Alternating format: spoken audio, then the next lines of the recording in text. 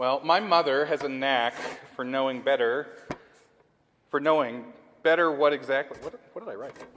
My mother has a knack for knowing better than me what I need in life. It might be that she's a wise woman all on her own. It might be that she has some special insight just because she's my mom. It might be that there's a revelation of God coming to me through her and her prayer life. And it's probably a mix of all three of those things. But over my life, she has offered many wise suggestions that I have mostly listened to. And those things that she suggested, I realized that I needed them, and I wouldn't have chosen them on my own. One example is that I never would have thought to take organ lessons. It wasn't on my radar at all. But in college, Mom said, you should probably do that. And so I did. And that is one of the reasons why I'm here with you all today. Then there was this other time that after I had broken up with my girlfriend, long-term girlfriend, she came to me and said, well, we didn't really think that you were the right fit anyway. And I said, well, that's nice, but you should have said something earlier. Wasting 2 years with this girl. Wasting is incorrect. It's rude of me to say. That's not true. It was not a waste. But she was right, of course.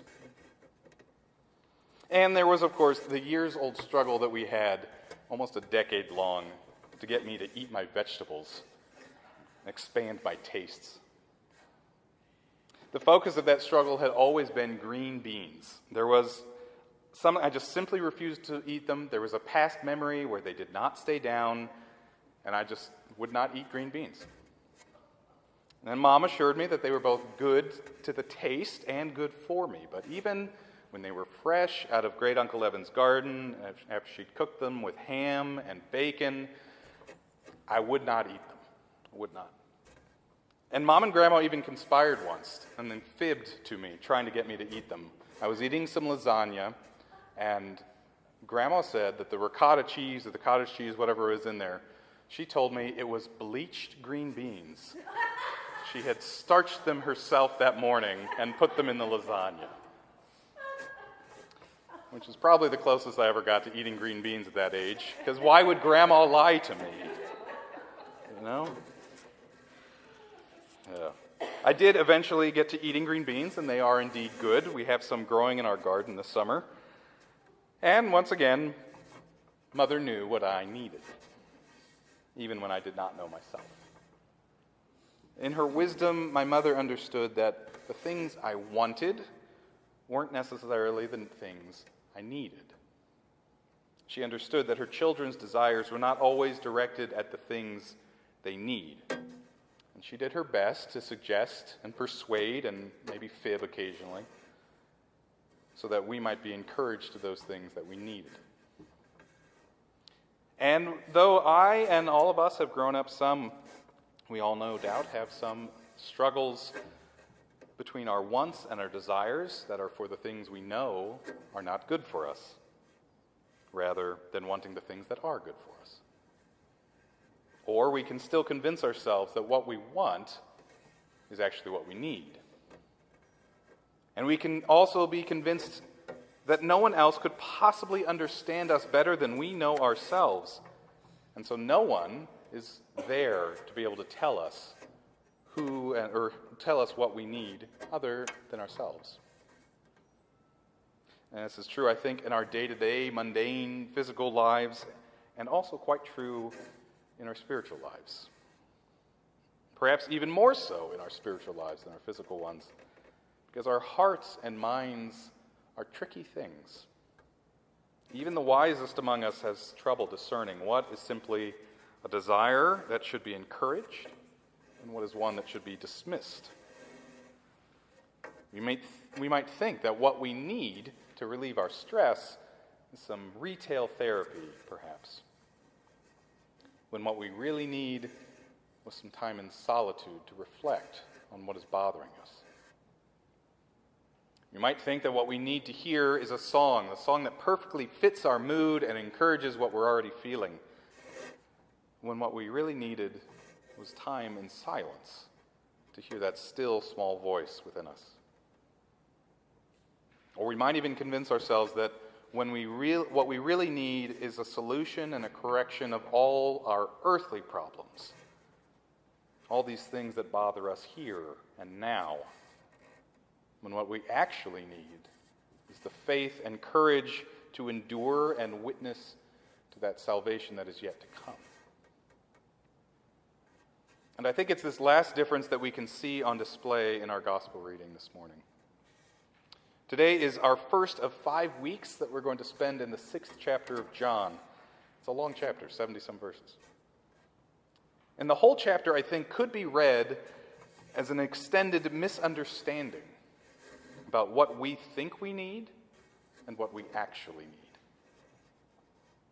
So, as in Mark last week, we again find Jesus and his disciples crossing the Sea of Galilee, and a large crowd follows them again around the sea to the other side. And once there, Jesus sits down with his disciples, which is a common phrase to explain that he was teaching. In the ancient world, if you were teaching, you sat down and your students stood around you. And then also again, as in Mark, we have Jesus showing concern for the crowd, these people that have followed him through the wilderness to hear his teaching and to receive healing. In this case, he wants to find food for them. But he asks his disciples, and they are, understandably, I think, a little incredulous at the idea. Even if there was a food market nearby, which there probably wasn't, they didn't have enough money for all that. Philip says 6 months' wages wouldn't buy enough food for everyone to have one bit. The crowd is about 5,000 people, the text says. And so I can cut the disciples a little slack here for being a bit unbelieving about what's about to happen. But Jesus knows what he's going to do, and so he takes the little boy's 5 barley loaves and his 2 little fish. He gives thanks for them, and he distributes them. And all in the crowd have their fill, and there are 12 baskets left over. And you should hear 12 and think, oh, that's a significant number. It's biblically significant. What exactly it signifies today, I don't know.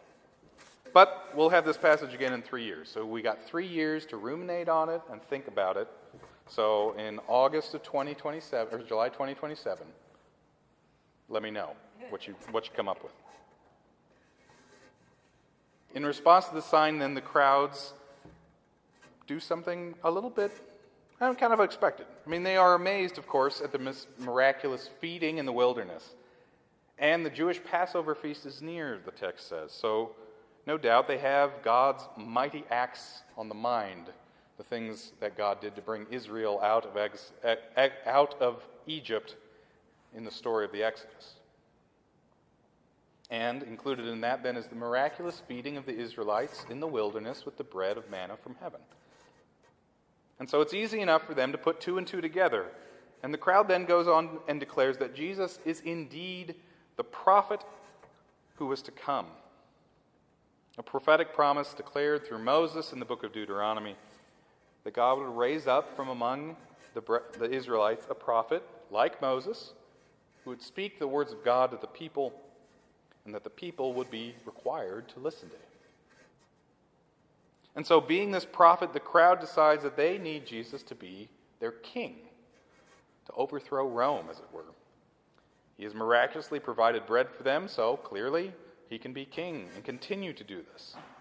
And he can be king whether he wanted to be or not. They're going to do so by force. But seeing this, Jesus instead withdraws. He goes back up the mountain, away from the crowd. He resists being made into their political leader. He resists the crowd's desire to have him fulfill their temporal desires. Now, this will become more apparent in these next few weeks as we're going through this chapter. But the crowd thinks that they know what they need. What they need, they think, is a political ruler to bring them the political salvation they want out of the oppression of Rome. What they think they need is physical nourishment. And this miracle worker is going to just continually give them this physical bread. What they think they need is to have all their desires met in ways that are tangible and understandable to them. Ways that make perfect sense. But Jesus knows better. Jesus knows that what they really need is not salvation from Rome, but salvation from their sin. What Jesus knows is that what they really need is not physical barley loaves for their nourishment, but the bread of heaven come down. Jesus knows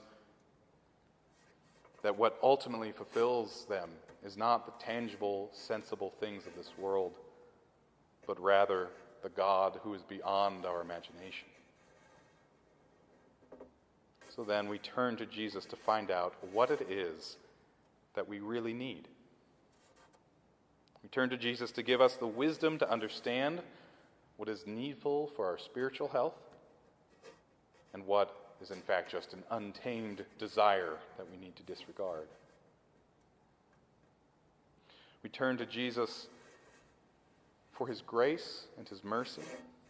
We turn to him, as our collect said today, that he might lead us through these things temporal, so that we might not lose the things eternal.